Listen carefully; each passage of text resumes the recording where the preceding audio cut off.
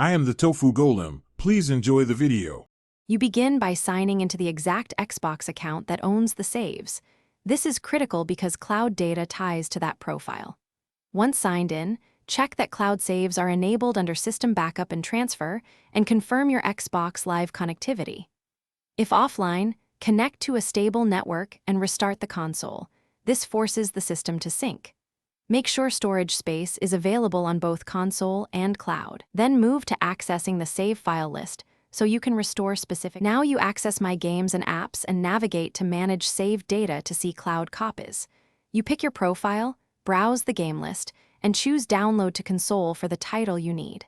If multiple versions appear, use Compare and Overwrite so you can confirm timestamps and file sizes before replacing anything. Once you download, launch the game to trigger the system sync. If a prompt asks to upload local data, read timestamps carefully and choose the most recent cloud copy. Finish by restarting your Xbox to ensure the restored saves are recognized. Launching the game afterward should show your progress. If a save still seems missing, clear the local cache by holding the power button, sign out then sign back into your account, and force a resync by reconnecting to your network.